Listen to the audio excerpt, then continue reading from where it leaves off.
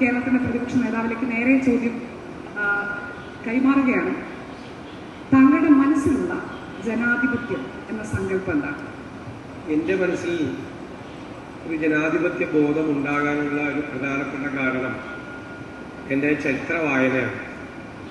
എൻ്റെ ചരിത്ര വായനയിലെ ഒരു ഭാഗം എന്ന് പറയുന്നത് ഒന്നാം ലോക മഹായുദ്ധത്തിനും രണ്ടാം ലോക മഹായുദ്ധത്തിനും ഇടയിലുള്ള ഒരു കാലമാണ്.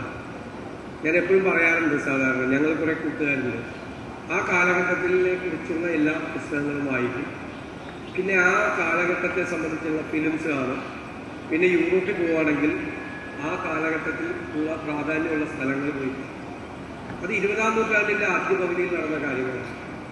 അത് ലോക ചരിത്രത്തിൽ തന്നെ 2 മഹായുദ്ധങ്ങളും ഏകാധിപതികളായ ഭരണാധികാരികൾ, ഹിറ്റ്ലറെ പോലെ, മുസോളിനിയെ പോലെ, സ്റ്റാലിനെ പോലുള്ള ഏകാധിപത്യ ഭരണാധികാരികൾ, ജനാധിപത്യം കൊല ചെയ്യപ്പെട്ടതാണ്. പ്രതിപക്ഷ ശബ്ദം അടിച്ചമർത്തപ്പെട്ട കാലം, ഗുലാഗുകളിൽ, സൈബീരിയൻ തടവറകളിൽ, കോൺസെൻട്രേഷൻ ക്യാമ്പുകളിൽ മനുഷ്യത്വം മരവിച്ചു നിന്ന സ്ഥലങ്ങൾ, ജനാധിപത്യം എന്നുള്ള വാക്കിന് യാതൊരു പ്രസക്തിയുമില്ലാതെ ഒരു കാലഘട്ടത്തെക്കുറിച്ചുള്ള ഭീതിപ്പെടുത്തുന്ന ഒരു അറിവാണ് ജനാധിപത്യത്തിൻ്റെ മഹത്വത്തെക്കുറിച്ച്, അതിൻ്റെ പ്രസക്തിയെക്കുറിച്ച് എന്നിലെ ഒരു പൊതുപ്രവർത്തകന് ബോധമുണ്ടായി തുടങ്ങിയത്. പിന്നീട് ഞാൻ ഗാന്ധിയെയും നെഹ്റുവിനെയൊക്കെ വായിക്കുമ്പോൾ, അല്ലെങ്കിൽ പുനർവായനകൾ നടത്തുമ്പോൾ, അവരെത്ര ദീർഘവീക്ഷണത്തോടു കൂടിയാണ് ഈ ജനാധിപത്യം എന്നുള്ള ഒരു മഹിതമായ ഒരു ആശയത്തെ മുന്നോട്ട് വെച്ചിട്ടുണ്ട്. തത്തുല്യപരായ ഭരണാധികാരികൾ ലോകത്ത് ജനാധിപത്യ പ്രക്രിയയിൽ വിശ്വസിച്ചിരുന്ന ആളുകൾ. അപ്പോൾ ജനാധിപത്യത്തിൻ്റെ ഏറ്റവും വലിയ ഒരു പ്രത്യേകത എന്ന് പറയുന്നത് മറ്റുള്ളവരെ കേൾക്കുക എന്നതാണ്. അപ്പോൾ നെഹ്റു തന്നെ പറഞ്ഞിട്ടുണ്ട്, നിങ്ങളുടെ അഭിപ്രായത്തോട് എനിക്ക് വിയോജിക്കാം, പക്ഷേ എന്നോട് വിയോജിപ്പ് നടത്താനുള്ള നിങ്ങളുടെ അവകാശത്തെ ഞാനതിനെ ബഹുമാനിക്കുന്നു എന്ന് പറയുന്നു.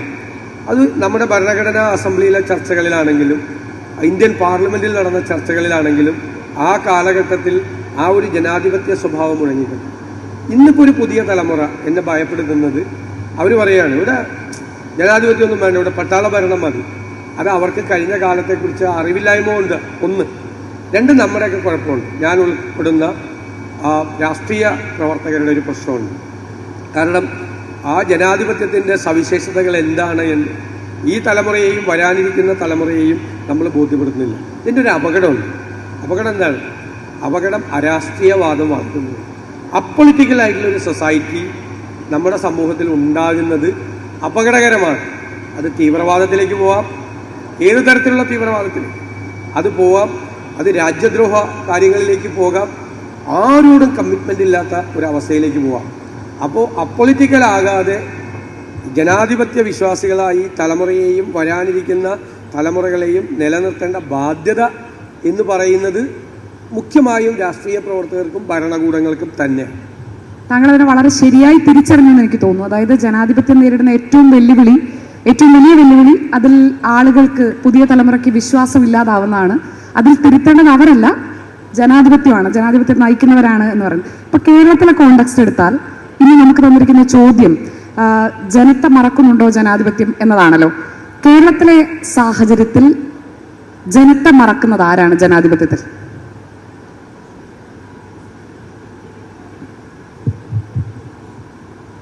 കേരളത്തിലെ സാഹചര്യത്തിൽ ഞാൻ രാഷ്ട്രീയം പറയേണ്ടി വരും, ആ ചോദ്യത്തിന് ഉത്തരവായിട്ട് പറയേണ്ടി വരും.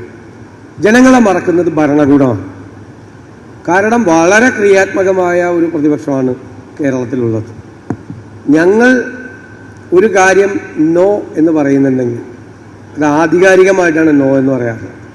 ഞങ്ങൾ വിശദമായ പഠനങ്ങൾക്ക് ശേഷം, ശരിക്ക് നല്ല ഗവേഷണത്തിന് ശേഷം മാത്രമാണ് ഞങ്ങൾ സംസാരിക്കാറുള്ളത്. ഞങ്ങൾ നോ എന്ന് പറയണമെങ്കിൽ അതിന് 10 കാര്യങ്ങളുണ്ടാവും. ആ 10 കാര്യങ്ങൾ വിശദമായി പറഞ്ഞ് ഞങ്ങൾക്ക് ബോധ്യം വന്ന് ഒരു പൊതുസമൂഹത്തിനെ ബോധ്യപ്പെടുത്തിയിട്ടാണ് ഞങ്ങൾ പറയാറുള്ളത്. ഭരണകൂടം അങ്ങനെയല്ല. ഭരണകൂടം പ്രത്യേകിച്ച് തുടർ ഭരണം കൂടി കിട്ടിക്കഴിഞ്ഞപ്പോൾ ഭരണകൂടത്തിൻ്റെ സ്വഭാവം മാറി, ജനങ്ങളെ മറക്കാൻ തുടങ്ങി. നമ്മൾ അഹങ്കാരം എന്ന് പറഞ്ഞാൽ ഞാൻ ആ വാക്ക് ഉപയോഗിക്കുന്നില്ല. ജനങ്ങളെ വിസ്മരിച്ചുകൊണ്ട് അതൊന്നുമല്ല, അതല്ലാതെയും അധികാരം എന്ന് പറയുന്നത് നമുക്ക് സ്വായത്തമാണ്. തുടർച്ചയായി അധികാരത്തിലിരിക്കുമ്പോൾ ഉണ്ടാകുന്ന ചില ബോധ്യങ്ങളുണ്ട് ചിലർക്ക്. ആ ബോധ്യങ്ങളാണ് ജനാധിപത്യത്തെ മറക്കുക എന്നതിനർത്ഥം ജനങ്ങളെ മറക്കുക എന്നത് തന്നെയാണ്. അപ്പം നമ്മൾ ഏറ്റവും പാർശ്വവൽക്കരിക്കപ്പെട്ടവരുടെ, ഏറ്റവും സങ്കടങ്ങൾ അനുഭവിക്കുന്നവരുടെ, പ്രയാസം അനുഭവിക്കുന്നവരുടെ ദുഃഖങ്ങൾ കാണുക എന്നതും ജനാധിപത്യത്തിൻ്റെ ഒരു വലിയ ഭാഗമാണ്. ഇപ്പോൾ ആരെങ്കിലും സമരം ചെയ്താൽ അത് എനിക്കെതിരായി നടക്കുന്ന സമരമാണ്, എന്നെ അധികാരത്തിൽ നിന്ന് ഇറക്കാൻ വേണ്ടി നടത്തുന്ന സമരമാണ്, എന്നെ ദുഷിപ്പിക്കാൻ വേണ്ടി നടത്തുന്ന സമരമാണ്. അതിൻ്റെ പുറകിലൊരു രാഷ്ട്രീയമായ ഗൂഢാലോചനയുണ്ട് എന്നൊക്കെ ഞാൻ വിചാരിക്കാൻ തുടങ്ങിയാലോ. ഞാനെന്ന് പറഞ്ഞാൽ അധികാരത്തിലിരിക്കുന്ന ഒരാൾ വിചാരിക്കാൻ തുടങ്ങിയാലോ. പിന്നെ ഇപ്പോൾ ഒരു പുതിയ സ്വഭാവമുണ്ട്, അത് ശ്രദ്ധിച്ചിട്ടില്ലേ? നമ്മൾ ഇപ്പോൾ ദേശീയ തലത്തിൽ ഭരണകൂടത്തെ വിമർശിച്ചാൽ ദേശദ്രോഹികളായി മുദ്രകുത്തപ്പെടും. സംസ്ഥാന ഗവൺമെൻറ്റിനെ വിമർശിച്ചാൽ വികസന വിരോധി, അത് അതിൻ്റെ മറ്റതിൻ്റെ വേറൊരു ഫോർമാറ്റാണ്. ദേശദ്രോഹി എന്ന് വിളിക്കാൻ കേരളത്തിൽ പറ്റാത്തതുകൊണ്ടാണ്. അവിടെ ദേശീയ ഗവൺമെൻറ്റിനെ വിമർശിച്ചാൽ ദേശദ്രോഹി, ഇവിടെ സംസ്ഥാന ഗവൺമെൻറ്റിനെ വിമർശിച്ചാൽ വലിയ താമസമില്ലാതെ സംസ്ഥാന ദ്രോഹി എന്ന് വിളിക്കും. ഇപ്പൊ തൽക്കാലം വികസന വിരുദ്ധരെന്ന് വിളിക്കാം. ഇപ്പൊ വികസന വിരുദ്ധരെന്നാണ് ഇപ്പൊ വിളിക്കുന്നത്. ഇപ്പൊ ഞാൻ ഒറ്റ ഉദാഹരണം, ഈ എന്ത് കാര്യം കേരളത്തിൽ നടപ്പാക്കുക ഏത് ഗവൺമെന്റിനും ഞാൻ വിചാരിക്കുന്നത് അങ്ങനെ. പക്ഷേ ഒരു പ്രോജക്റ്റ് ചെയ്യുന്നതിന് മുമ്പ് 1, 2, 3, 4, 5 എന്ന് അത് നടപ്പാക്കുന്ന ആൾ ജനങ്ങളോട് പറയണം, ക്ലാരിറ്റിയോടുകൂടി പറയണം. എന്നിട്ട് പറയണം നിങ്ങളുടെ സംശയങ്ങൾ ചോദിക്കും, അവരുടെ സംശയങ്ങൾക്ക് ക്ലാരിറ്റിയോടുകൂടി മറുപടി പറയണം. എന്നിട്ട് നല്ല ചോദ്യങ്ങൾ വരുമ്പോൾ പറയാം ശരിയാണ്, അത് കറക്റ്റ് ചെയ്യപ്പെടേണ്ട ഒരു കാര്യമാണ്, ഞങ്ങളത് പരിശോധിക്കാം, ഞങ്ങളത് കറക്റ്റ് ചെയ്യാം, ഇങ്ങനൊരു പ്രശ്നം ഞങ്ങളുടെ ശ്രദ്ധയിൽപ്പെട്ടില്ല എന്നൊരു ഭരണാധികാരിയോ ഒരു ഗവൺമെൻറ്റോ പറഞ്ഞാൽ നമ്മൾ എവിടെ എത്തി നിൽക്കും? എന്തുമാത്രം അഭിപ്രായങ്ങൾ വരും. ഇത് ആരുടെയും അഭിപ്രായം പറയും. ഇപ്പോൾ കെയറെയിലിൻ്റെ ഉദാഹരണം, ഞങ്ങൾ എന്താ ചെയ്തത്? ഞങ്ങൾ കെയറെയിൽ വന്നപ്പോൾ പ്രതിപക്ഷം അതിനെ എതിർത്തില്ല. ഞങ്ങളൊരു കമ്മിറ്റിയെ വെച്ചു, ആ കമ്മിറ്റി ഇൻട്രാക്ഷൻസ് നടത്തി എക്സ്പേർട്ടുകളുമായി കേരളത്തിൻ്റെ വിവിധ ഭാഗങ്ങളിൽ സിറ്റിംഗ് വെച്ചു. എന്നിട്ട് ആളുകളുടെ അഭിപ്രായങ്ങൾ തേടി, എന്നിട്ട് ഞങ്ങളൊരു റിപ്പോർട്ട് കൊണ്ടുവന്നു. ഞാൻ പറഞ്ഞ ആ റിപ്പോർട്ട് എല്ലാ പാർട്ടികളും ഒന്നുകൂടി ഡിസ്കസ് ചെയ്യാൻ പോകും. എല്ലാ പാർട്ടികളും ഒന്ന് ആഭ്യന്തരമായി ചർച്ച ചെയ്തു. പിന്നെ ഞങ്ങൾ വീണ്ടും UDF-ൽ ചർച്ച ചെയ്തു. എന്നിട്ടാണ് ഞങ്ങളൊരു തീരുമാനത്തിൽ ഞങ്ങൾ എത്തിയത്. അതിട്ട് ഞങ്ങൾ പറഞ്ഞു, ഞങ്ങൾ പറയുന്ന ചോദ്യങ്ങൾക്ക് നിങ്ങൾ ഉത്തരം എന്താ? അപ്പോൾ ഉത്തരവില്ല. അവർ വികസന വിരുദ്ധരാണ്, നിങ്ങൾ വികസന വിരുദ്ധരാണ്. ഇപ്പം നമ്മൾ എൻവയൺമെൻറ്റിനെ പറ്റി പറയും, ക്ലൈമറ്റ് ചേഞ്ചിൻ്റെ കാലമാണ്. അപ്പോൾ ഞാനെപ്പോഴും പറയും, നിങ്ങളൊരു പ്രോജക്റ്റ് ചെയ്യുമ്പോൾ ക്ലൈമറ്റ് ചേഞ്ച് എന്നുള്ള സംഭവം നമ്മുടെ തലയ്ക്ക് മീതെ തൂങ്ങി നിൽക്കുന്നുണ്ട് എന്ന ബോധ്യം ഉണ്ടാകണം. മാത്രമല്ല IPC report, inter government panel on climate change, NASA analysis, Kerala വളരെ വൾണറബിൾ ആയിട്ടുള്ളൊരു സ്ഥലമാണ്. ഏത് പ്രകൃതി ദുരന്തത്തിനും പറ്റാവുന്ന സ്ഥലമാണ്. അതിതീവ്ര മഴ, ക്ലൗഡ് ബേഴ്സിങ് ഒക്കെ ഉണ്ടാവും. അപ്പോൾ ഒരു ഡെവലപ്മെൻറ്റ് വരുമ്പോൾ നമ്മളത് ആലോചിക്കണം. പിന്നെ ഇപ്പോഴത്തെ കാലത്ത് ഡെവലപ്മെൻറ്റ് റെഫ്യൂജീസ് എന്ന് പറയുന്ന ഒരു സംഭവം ഇപ്പോൾ വിഴിഞ്ഞത്തുണ്ടായേ. ഏത് ഡെവലപ്മെൻറ്റ് വരുമ്പോഴും കുറച്ചാളുകൾ അഭയാർത്ഥികളാവും, അല്ലെങ്കിൽ ഇരകളാവും, വികസനത്തിൻ്റെ ഇരകൾ. അപ്പം നമ്മൾ ആ വികസനം നമ്മൾ കൊട്ടിഘോഷിക്കുമ്പോൾ തന്നെ ആ വികസനം ഡിസ്പ്ലേസ് ചെയ്യുന്ന കുറേ ആളുകളുണ്ട്. ചിലപ്പോൾ ചില സ്ഥലത്ത് നിന്ന് എവിക്റ്റ് ചെയ്യപ്പെടും, അല്ലെങ്കിൽ ഡിസ്പ്ലേസ് ചെയ്യപ്പെടും, അല്ലെങ്കിൽ വല്ലാത്ത സ്ഥിതിയിലേക്ക് മാറുന്ന ആളുകൾ.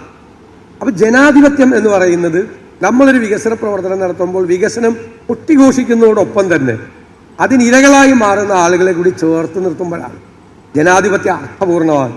ഇപ്പോൾ ഭരണകൂടത്തെ അത് ഓർമ്മിപ്പിക്കുക എന്നത് പ്രതിപക്ഷത്തിൻ്റെ ഒരു ദൗത്യം കൂടിയാണ്. ഞങ്ങളങ്ങനെ ഒരു രാഷ്ട്രീയമായി ഗവൺമെൻറ്റിനെ പ്രതിരോധത്തിലാക്കുക, ഗവൺമെൻറ്റിനെ അറ്റാക്ക് ചെയ്യുക എന്നതിലപ്പുറമായി നമ്മുടേതായ പ്രതിപക്ഷ ധർമ്മം കൂടി ജനാധിപത്യത്തിൻ്റെ ഭാഗമാണ്. ജനാധിപത്യത്തിൽ പ്രതിപക്ഷത്തിന് വലിയ പ്രസക്തിയുണ്ട്. എല്ലാത്തിനെയും എതിർക്കുക എന്നുള്ളതല്ല, നല്ല കാര്യങ്ങൾ നടന്നാൽ നമ്മൾ ഇത് കഴിയട്ടെ അമ്മ, ഇത് കഴിയട്ടെ. ചെല്ല്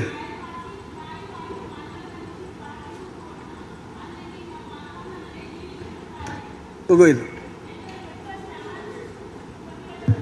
അപ്പം നമ്മളത് അപ്പം ആ ഒരു ധർമ്മം അതും ജനാധിപത്യത്തിൽ വലിയ ഇതാണ്. ആ ഡിബേറ്റ്, ജനാധിപത്യം എന്ന് പറയുന്നത് ഡിബേറ്റാണ്, ഡിസ്കോസാണ്, ഭയങ്കര ചർച്ചകളാണ്. എന്നിട്ട് ആ ചർച്ചകളിൽ നിന്നുള്ളൊരു ഔട്ട്കമാണ്. ശരിക്കും ആ ഡിബേറ്റും ഡിസ്കോസും ജനാധിപത്യത്തിൽ നടക്കുമ്പോൾ ജനാധിപത്യത്തിന് ഒരു അപ്പോൾ ആളുകൾ വിചാരിക്കുകയാണ് അവർ തമ്മിൽ സംസാരിക്കും, അവർ തമ്മിൽ ചർച്ച ചെയ്യുന്നു, രൂക്ഷമായ വാദപ്രതിവാദങ്ങൾ നടക്കുന്നു. ഞങ്ങളിപ്പോൾ പ്രതിപക്ഷത്തായി ഇപ്പോൾ ആയതിനു ശേഷം ഞങ്ങൾ അസംബ്ലി അങ്ങനെ ആക്കാൻ പരമാവധി ശ്രമിക്കണം. പരമാവധി രാഷ്ട്രീയമൊക്കെ പറയും, പക്ഷെ രാഷ്ട്രീയത്തിനപ്പുറം കണ്ടന്റ്, സബ്ജക്റ്റ് റിസർച്ച് ഓറിയൻറ്റഡ് ആക്കുക.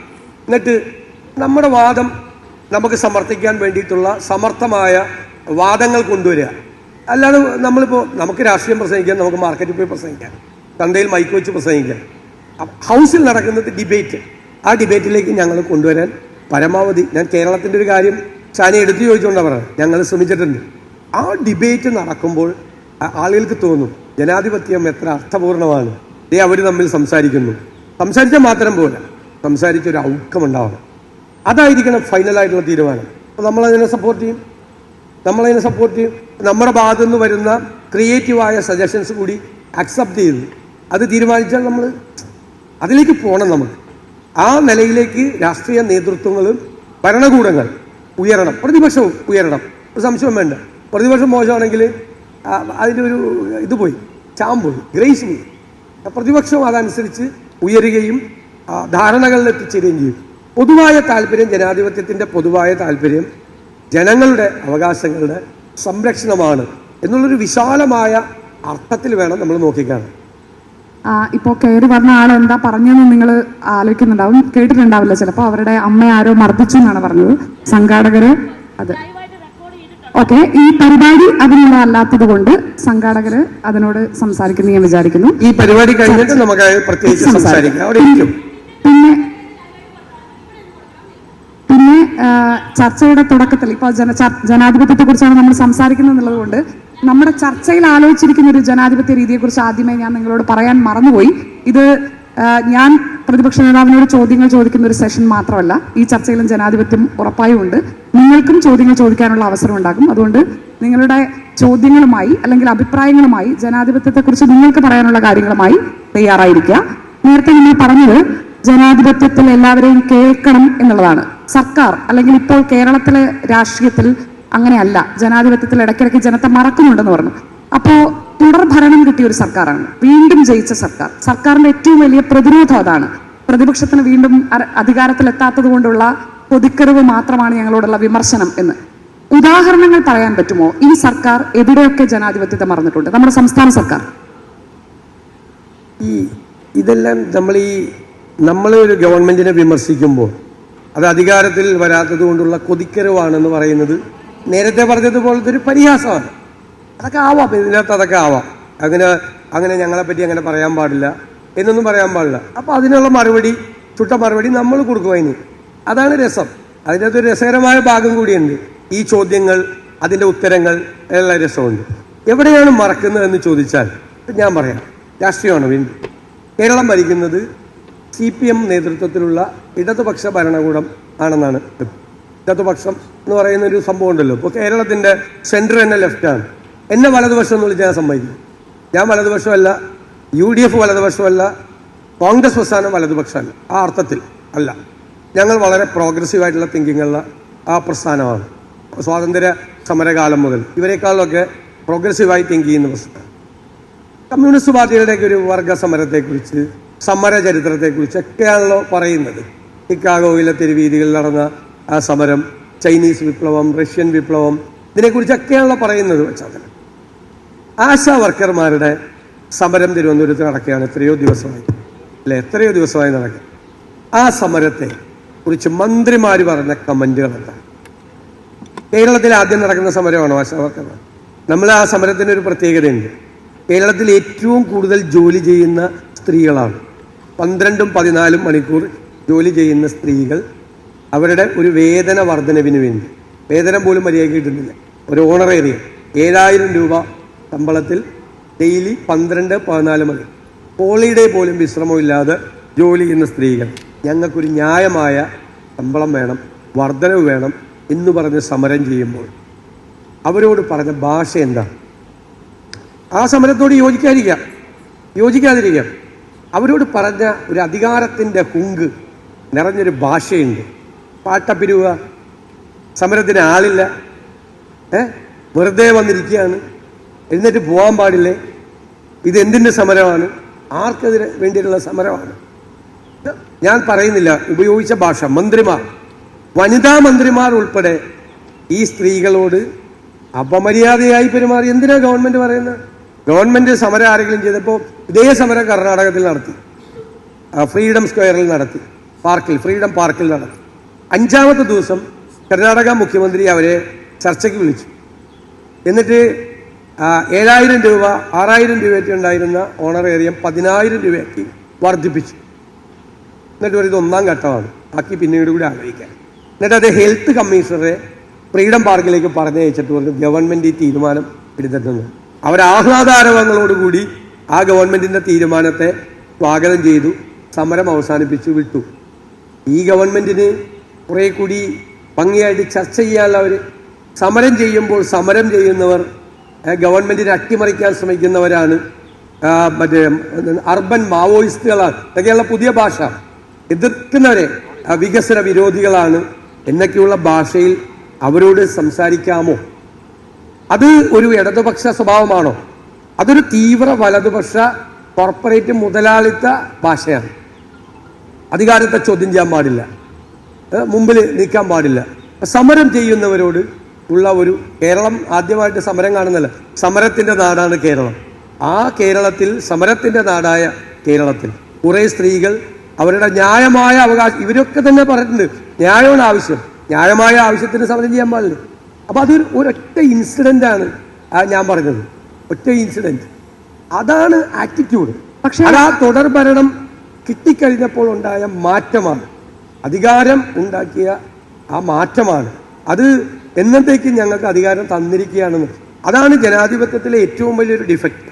ഭരണകൂടം കുറേ നാൾ അധികാരം കയ്യിൽ വന്നു കഴിയുമ്പോൾ ഇത് ഞങ്ങൾക്ക് അവകാശപ്പെട്ടൊരു കാര്യമാണ്, ഇത് എല്ലാ കാലത്തേക്കും ഉണ്ടാകും. ഇവിടെ ജനങ്ങളുണ്ട്. ഇപ്പോൾ എന്നോടും നിങ്ങളോടും എല്ലാം നമ്മുടെ അമ്മമാർ ചെറുപ്പത്തിൽ പറയുന്നുണ്ട്, മക്കളെ ദൈവഭയമുള്ളവരായിട്ട് വളരണമെന്ന് പറഞ്ഞു. ദൈവഭയം. എന്താ ദൈവഭയം? നമ്മുടെ ഒരു വിശ്വാസമാണ്, അല്ലേ? നമ്മൾ ചെയ്യുന്ന എല്ലാ കാര്യങ്ങളും ദൈവം കാണുന്നുണ്ട്. അപ്പം ഞാൻ വേണ്ടാത്തത് ചെയ്താൽ ദൈവം എന്നെ ശിക്ഷിക്കും, ദൈവം പറയും അത് ചെയ്യരുത് എന്ന് പറയും. അപ്പം നമ്മുടെ ഉള്ളിലെ ഒരു ദൈവവിശ്വാസത്തിൽ ദൈവഭയം ഉണ്ടാകുന്നു. ഞാൻ ജനപ്രതിനിധികളോടും രാഷ്ട്രീയ പ്രവർത്തകരോടും സഹപ്രവർത്തകരോടും പറയും, ഈശ്വര വിശ്വാസിയായ ഒരാൾ ദൈവഭയം ഉണ്ടാകുന്നത് പോലെ ജനാധിപത്യ രീതിയിൽ ജനങ്ങളെ ഭയം ഉണ്ടാകണം, ജനങ്ങളെ ഭയക്കണം. അവരിതെല്ലാം നോക്കിക്കാണുന്നുണ്ട്. അത് പിണറായി വിജയൻ എന്താണ് ചെയ്യുന്നത്, വി.ഡി. സതീശൻ എന്താണ് ചെയ്യുന്നത് എന്ന് ഞങ്ങളെ വോട്ട് ചെയ്ത് ഈ സ്ഥാനത്തെത്തിച്ച ജനങ്ങൾ നോക്കിക്കാണുന്നുണ്ട് എന്നൊരു ഭീതി നമ്മുടെ മനസ്സിലുണ്ട്. ജനാധിപത്യത്തിലെ ഏറ്റവും കാതലായ ഒരു കാര്യം ആ ജനഭയമാണ്. പക്ഷേ അത് ഭരണപക്ഷത്തിന് മാത്രമാണോ? കേരളത്തിലെ പ്രതിപക്ഷത്തിന് ആ ഭയം ഉണ്ടോ? കാരണം ആശാപ്രവർത്തകരുടെ സമരം ഇപ്പോഴും പരിഹരിക്കപ്പെട്ടിട്ടില്ല. അവരെന്ത് ചെയ്യണമെന്നറിയാതെ സമരത്തിന്റെ പല മാർഗങ്ങളിലൂടെ പോവാണ്. ശക്തമായ ഒരു പ്രതിപക്ഷമുള്ള ഒരു സ്ഥലത്ത് പ്രതിപക്ഷത്തിനെങ്കിലും ജനാധിപത്യ സർക്കാരിന് ഭയക്കേണ്ടി വരും. അങ്ങനെ ഭയക്കേണ്ടി വരുന്നില്ലെങ്കിൽ പ്രതിപക്ഷത്തിന് ജനത്തെ മറന്നിട്ടുണ്ടോ എന്നൊന്ന് സ്വയം തിരിഞ്ഞു നോക്കാവുന്നതല്ലേ? ഞാൻ പറയുന്നത് സെക്രട്ടേറിയറ്റിന്റെ മുമ്പിൽ കുറച്ച് സ്ത്രീകൾ മാത്രം നടത്തിയിരുന്ന ഒരു സമരത്തെ ഇന്ന് കേരളത്തിലെ മുഴുവൻ ജനങ്ങളും, പ്രത്യേകിച്ച് സ്ത്രീകൾ, ഹൃദയത്തിലേറ്റിയ ഒരു സമരമായി മാറ്റിയതിന് കേരളത്തിലെ പ്രതിപക്ഷത്തിന് വലിയ പങ്കുണ്ട്. കാരണം ഞങ്ങളുടെ UDF-ലെ മുന്നണിയിൽപ്പെട്ട ഏതെങ്കിലും ഒരു കക്ഷിയല്ല അവിടെ സമരം. അവിടെ 4 ദിവസം അവർ സമരം നടത്തിയപ്പോൾ ഞാൻ അതിൻ്റെ മുന്നിലൂടെ പല പ്രാവശ്യം പോയി അവരെ അഭിവാദ്യം ചെയ്തു. ഞാൻ ഈ സമരം ശ്രദ്ധിച്ചു. അപ്പോൾ നമുക്കറിയാലോ ആശാവർക്കർമാർ ചെയ്യുന്ന ജോലി. 5ാമത്തെ ദിവസം ഞാൻ അവിടെ പോയി, ഞാൻ പല പ്രാവശ്യം അവിടെ പോയി. ഞങ്ങൾ കേരളത്തിൻ്റെ നിയമസഭയിൽ വളരെ സീരിയസ് ആയി ഇവർ ചെയ്യുന്ന ജോലികൾ മുഴുവൻ കംപ്ലീറ്റായി പറഞ്ഞുകൊണ്ട് അവരുടെ അവകാശങ്ങൾക്ക് വേണ്ടി നിയമസഭ കൂടിയ എല്ലാ ദിവസവും ഞങ്ങൾ അവർക്ക് വേണ്ടി ഫൈറ്റ് ചെയ്തു.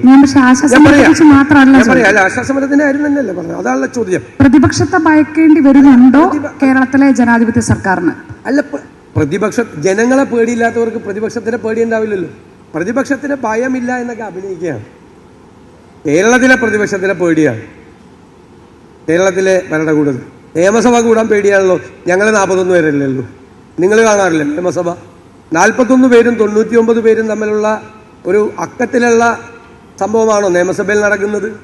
ഞങ്ങൾ ജനങ്ങളെ ബാധിക്കുന്ന ഏത് വിഷയമാണ് ഞങ്ങൾ കൊണ്ടുവരുന്നത്? കേരളത്തിൻ്റെ ചരിത്രത്തിൽ, ഞാൻ അഭിമാനത്തോടെ പറയാം, കേരളത്തിൻ്റെ ചരിത്രത്തിൽ ഏറ്റവും കൂടുതൽ ജനകീയ വിഷയങ്ങൾ ഹൗസിൽ കൊണ്ടുവന്ന് ചർച്ച ചെയ്ത് ആ വിഷയം ഫോക്കസിലെത്തിച്ച ഏറ്റവും പ്രധാനപ്പെട്ട പ്രതിപക്ഷമാണ് കേരളത്തിൻ്റെ. ഞങ്ങളൊരു നിയമസഭാ സമ്മേളനം നടക്കുന്നതിന് മുമ്പ്, ഇപ്പോൾ ഈ കാലഘട്ടത്തിൽ ഞങ്ങൾ നടക്കുമ്പോൾ ഞങ്ങൾ കാണുന്ന മനുഷ്യരുടെ സങ്കടങ്ങൾ, അവരുടെ പ്രയാസങ്ങൾ, മലയോരത്തെ ജനങ്ങളുടെ പ്രയാസങ്ങൾ, ഞങ്ങളല്ലേ എത്ര പ്രാവശ്യമാണ് ഈ വന്യജീവി ആക്രമണം ഉണ്ടാകുന്ന പ്രശ്നങ്ങൾ തുടങ്ങിയ വിഷയങ്ങൾ, തീരദേശത്തെ ജനങ്ങളുടെ വിഷയങ്ങൾ, ഈ വിഴിഞ്ഞത്തെ വികസനവുമായി ബന്ധപ്പെട്ട് 450ഓളം കുടുംബങ്ങൾ സിമൻ്റ് ഗോഡൗണിൽ, വെളിച്ചവും കയറാത്ത സിമൻ്റ് ഗോഡൗണിൽ അടച്ചപ്പോൾ ഞങ്ങൾ കൊണ്ടുവന്നാണ് നിയമസഭയിൽ പോരാടി അവരുടെ റീഹാബിലിറ്റേഷന് വേണ്ടിയിട്ടുള്ള അന്തരീക്ഷം ഒരുക്കിയത്. അതിനുള്ള നിരവധി കാര്യങ്ങൾ ഞങ്ങൾ കൊണ്ടുവരുന്നുണ്ട്. അതേ സമയത്ത് ഇപ്പോൾ വയനാട് വിഷയം വന്നു, ഞങ്ങൾ കൺസ്ട്രക്റ്റീവായിട്ടുള്ള പിന്തുണ കൊടുത്തു ഫ്രം ദ ഡേ വൺ. ഞാൻ പറഞ്ഞു ഞങ്ങൾക്ക് വേണമെങ്കിൽ മൈക്രോസ്കോപ്പിക് ലെൻസുമായി നടന്ന് ഗവൺമെൻറ്റിൻ്റെ വീഴ്ചകൾ കണ്ട് ഗവൺമെൻറ് വിമർശിക്കാം. ഇന്നാളെ ഞങ്ങൾ പറഞ്ഞു ഇത് 10ാം മാസത്തിലേക്ക് പോവുകയാണ്, ഒരു കല്ല് പോലും അവിടെ ഇട്ടിട്ടില്ല. ഇനി ഞങ്ങളുടെ കയ്യിൽ നിന്ന് ആ ഒരു മൃദു സമീപനം ഞങ്ങളുടെ കയ്യിൽ നിന്ന് പ്രതീക്ഷിക്കരുത്. ഇനി ഞങ്ങൾ ശക്തമായി പറയും. നാട്ടിലൊരു ദുരന്തമുണ്ടായപ്പോൾ ഞങ്ങൾ ഗവൺമെൻറ്റിൻ്റെ കൂടെ നിന്നു, സർക്കാരിൻ്റെ കൂടെ നിന്നു. പക്ഷെ വിഴിഞ്ഞത്ത് കൺസ്ട്രക്റ്റീവ് സ്റ്റാൻഡ് ഉണ്ടായില്ല എന്ന് പറയാൻ ഒരു അവസരം പ്രതിപക്ഷ നേതാവ് ആ ചടങ്ങിൽ നിന്ന് വിട്ടുനിന്നതിലൂടെ ഉണ്ടായോ? ശരിക്കും വിഴിഞ്ഞം ഉദ്ഘാടന ചടങ്ങിൽ നിന്ന് പ്രതിപക്ഷ നേതാവ് വിട്ടുനിൽക്കേണ്ടിയിരുന്നോ? അതിനൊരു കാരണമുണ്ടോ? അല്ല, ഞാൻ ചോദിക്കട്ടെ, ഞാൻ അവിടെ പോയിരുന്നു എന്ന് കരുതുക, ഞാനവിടെ ഒരു കസേരയിൽ പോയിരുന്നു തിരിച്ചു വരണ്ടേ? അവിടെ പ്രതിപക്ഷത്തിന് എന്താണ് പറയാനുള്ളതെന്ന് പറയാനുള്ള അവസരം ഉണ്ടായിട്ടില്ലല്ലോ. അവർ പറഞ്ഞു പ്രധാനമന്ത്രിയുടെ ഓഫീസിൽ നിന്ന് കിട്ടിയില്ല എന്ന് പറഞ്ഞു.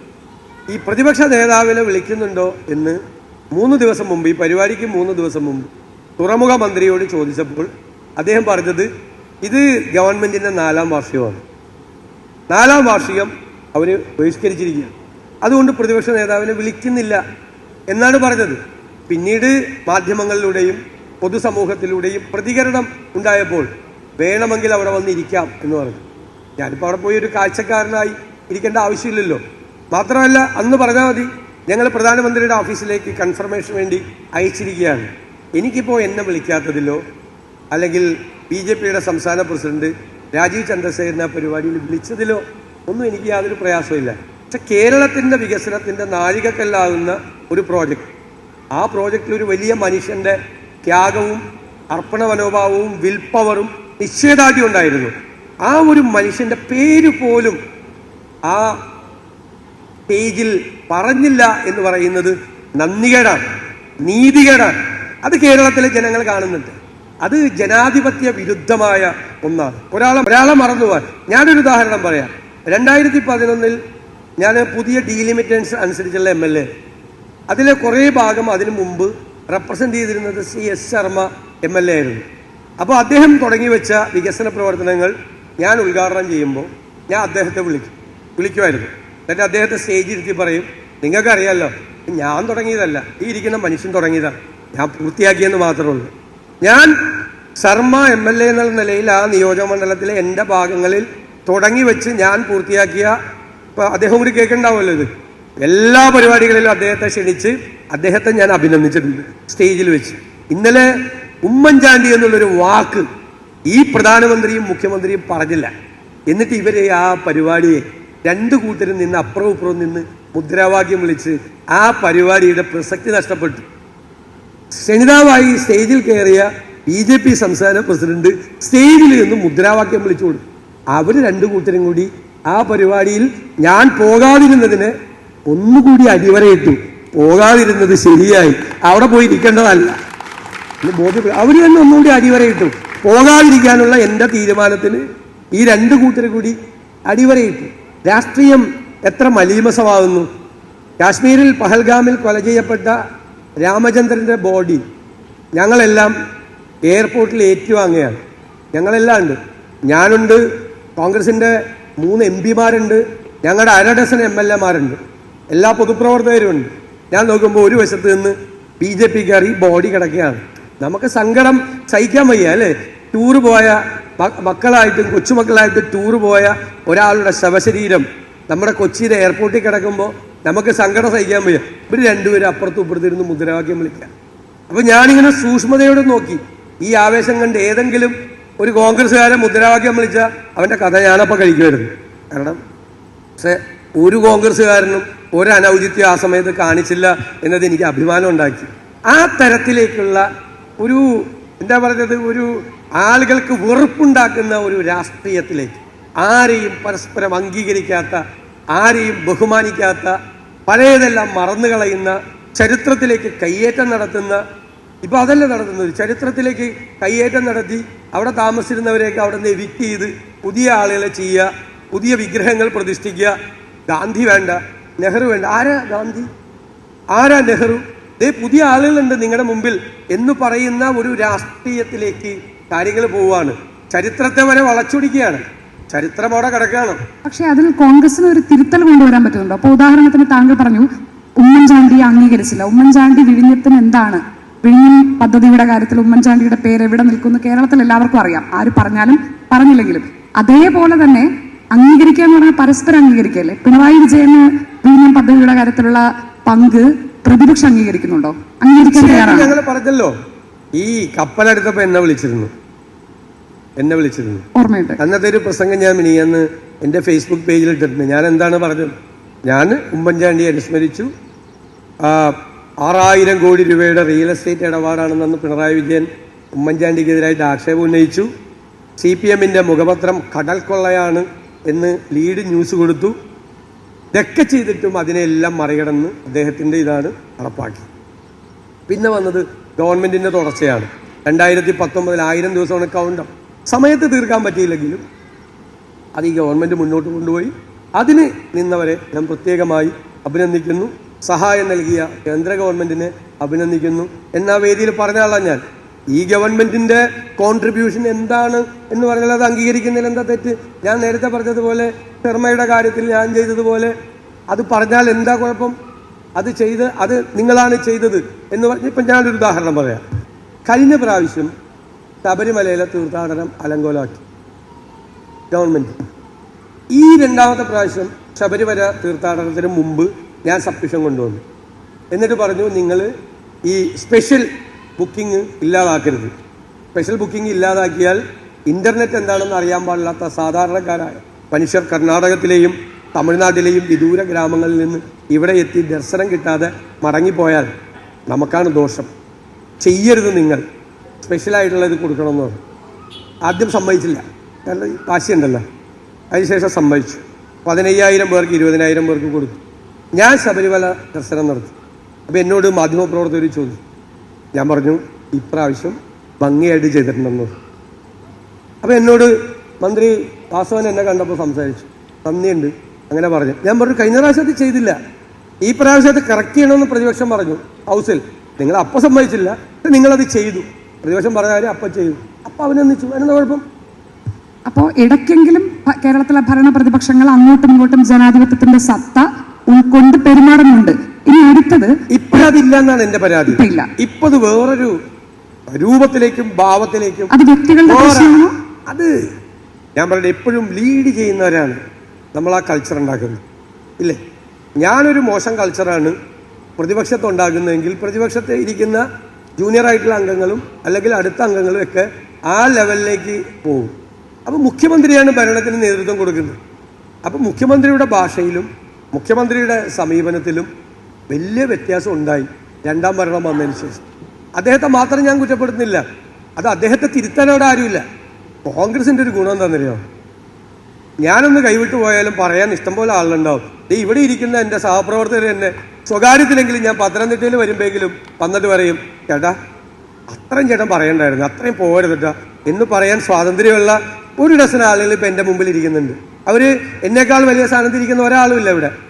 പക്ഷെ എൻ്റെ സഹപ്രവർത്തകരായി എൻ്റെ കൂടെ വിദ്യാർത്ഥി യുവജന രംഗത്ത് ഉണ്ടായിരുന്നവരാണ്. അവരിനിയിപ്പോൾ ഞാനത് പറഞ്ഞിട്ട് കേട്ടില്ലെങ്കിലും ഞാൻ പത്തനംതിട്ട DCC യോഗത്തിൽ പങ്കെടുക്കുമ്പോൾ അവർ പറയും, പ്രതിപക്ഷ നേതാവ് ആ കാര്യത്തിലെടുത്ത സമീപനം ഇത് ശരിയല്ല എന്ന് പറയും. അപ്പം ഞാൻ അത് ശരിയല്ലെങ്കിൽ ഞാൻ എഴുന്നേറ്റ് നിന്ന് പറയും, ഞാനത് ഇനി കറക്റ്റ് ചെയ്തോളാം എന്ന് പറയും. അല്ല, ഞാനായിരുന്നു ശരിയെങ്കിൽ ഞാൻ അവരുടെ തെറ്റിദ്ധാരണ ഞാൻ മാറ്റി കറക്റ്റ് ചെയ്യും. അത് കോൺഗ്രസ്സിലുണ്ട്. അപ്പോൾ എനിക്ക് ജനങ്ങളെ ഭയക്കുന്ന കൂട്ടത്തിൽ തന്നെ കോൺഗ്രസ് നേതാക്കന്മാരെയും കോൺഗ്രസ് പ്രവർത്തകരെയും കൂടി ഭയക്കേണ്ട നേതൃത്വത്തിലാണ് ഞാൻ ഇരിക്കേണ്ടത്. അവർ കറക്റ്റ് ചെയ്യും. ആ ജനാധിപത്യം കോൺഗ്രസ്സിലുണ്ട്. പക്ഷേ കോൺഗ്രസിലെ ജനാധിപത്യത്തിന് പല അവസരത്തിലും പല രീതിയിൽ പഴിചാരാനും ഉപയോഗിക്കാറുണ്ട് കോൺഗ്രസ് നേതൃത്വം. ഉദാഹരണത്തിന് അടുത്തിടെ കോഴിക്കോട് DCC ഓഫീസിന്റെ ഉദ്ഘാടനം, ആ കൂട്ടയിടി കോൺഗ്രസ് പാർട്ടിക്ക് എനിക്ക് തോന്നുന്നു ദേശീയ തലത്തിൽ വരെ നാണക്കേട് ഉണ്ടാക്കി.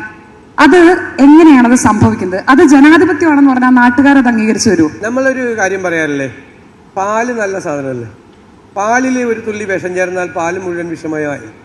അപ്പം നമ്മളൊരു 10,000 പേര് കൂടുന്ന സ്ഥലത്ത് 2-3 ആളുകൾ ഈ ഒരു അച്ചടക്കമില്ലാതെ പെരുമാറിയാൽ ഈ 5000 പേരുടെ ആൾക്കൂട്ടത്തിൻ്റെ ഈ ഗ്രേസ് പോകും. വലിയൊരു പരിപാടി അങ്ങനെ ഇടയ്ക്ക് കോൺഗ്രസ്സിന് സംഭവിക്കാറുണ്ട്.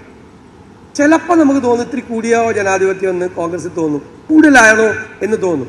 CPM പോലെ ആകാൻ പാടില്ല, കമ്മ്യൂണിസ്റ്റ് പാർട്ടികളെ പോലെ ആകാൻ പാടില്ല, ഇത്തിരി കൂടുന്നുണ്ട് ചിലപ്പോൾ. അപ്പം അതിന് അച്ചടക്കത്തിനും ജനാധിപത്യത്തിനും ഇടയിലൊരു അതിർവരമ്പുണ്ട്. അച്ചടക്കമില്ലായ്മയല്ല ജനാധിപത്യം. ഞാൻ നല്ല ചോദ്യമാണ് ഷാനി ചോദിച്ചത്, സമീപകാല സംഭവമാണ്, നമുക്കെല്ലാം നാണക്കേടുണ്ടാക്കിയ ഒരു സംഭവമാണ്. അത് ഒരു 2-3 പേര് വിചാരിച്ചാൽ മതി. ഇനി ആ 2-3 പേര് പോലും വിചാരിക്കരുത്. കാരണം അതൊരു വലിയ വിഷമം ആ പാർട്ടിക്കും പാർട്ടി പ്രവർത്തകർക്കും ഉണ്ടാക്കി. ഇനി അങ്ങനെ സംഭവിക്കാൻ പാടില്ല. അപ്പോൾ ഒറ്റ വരിയാണ്, ഒറ്റ മറുപടിയാണ്, ജനാധിപത്യത്തിനും അച്ചടക്കമില്ലായ്മയല്ല ജനാധിപത്യം, അച്ചടക്കത്തിനും ജനാധിപത്യത്തിനും ഇടയിൽ ഒരു അതിർവരമ്പുണ്ട്. അത് നോക്കിയാൽ മതി. പക്ഷെ അത് പലപ്പോഴും സാധാരണ പ്രവർത്തകർ പോലുമല്ല, നേതാക്കൾ തന്നെയാണ് ക്യാമറയ്ക്ക് മുന്നിലേക്ക് എത്താൻ പാടുപെടേണ്ടി വരുന്നത്. ഞാനതിനെ വളരെ നെഗറ്റീവായിട്ടോ ആക്ഷേപമായിട്ടോ കാണുകയല്ല, പക്ഷേ അത് അവർക്കുണ്ടാക്കുന്ന ഒരു ഉള്ളിലുള്ള ഒരു അരക്ഷിതാവസ്ഥയാണെന്ന് നമുക്കറിയാമല്ലോ. കോൺഗ്രസ് നേതാക്കൾക്ക് എന്തുകൊണ്ടാണ് ഈ ഫ്രെയിമിൽ ഉണ്ടാകണം, പ്രസക്തിയിൽ ഉണ്ടാകണം എന്ന് ഇടയ്ക്കിടയ്ക്ക് തെളിയിച്ചുകൊണ്ടേയിരിക്കുന്നത്? അത് പ്രവർത്തകർ സമ്മതിക്കില്ല. അതായത് ഇപ്പൊ കോഴിക്കോട് തന്നെ നിങ്ങൾക്കറിയാലോ, ആ വിഷ്വലിൽ ഞാനില്ല, ഞാൻ 3-ാമത്തെ 4-ാമത്തെ റോയിലാണ് നിൽക്കുന്നത്. ഇനി നിങ്ങളുടെ മാധ്യമങ്ങളെ കുറിച്ച് കൂടി ഞാൻ പറഞ്ഞുതരാം. ഞാൻ അതിൻ്റെ അകത്ത് ഫ്രണ്ടിലേക്ക് വന്നില്ല എന്ന് കരുതുക. അപ്പോൾ AICCയുടെ ജനറൽ സെക്രട്ടറി ഉദ്ഘാടനം ചെയ്യുന്നു, APCC പ്രസിഡന്റ് ഉണ്ട്, DCC പ്രധാനപ്പെട്ട നേതാക്കളുണ്ട്.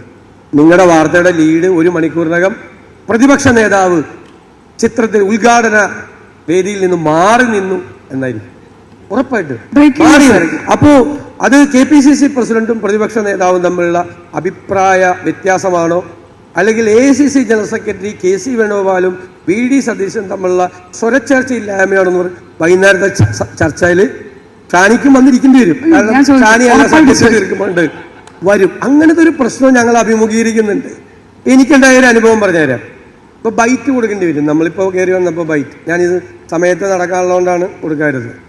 ബൈറ്റ് കൊടുക്കുമ്പോൾ സ്വാഭാവികമായിട്ടും ഞങ്ങളുടെ പ്രധാനപ്പെട്ട ആളുകളെ നമ്മൾ വിളിച്ചു നിർത്തും. ഞാനിവിടെ ഉണ്ടെങ്കിൽ DCC പ്രസിഡന്റിനെ വിളിച്ചു നിർത്തും, APCC ഭാരവാഹികളെ കൂടെ നിർത്തും.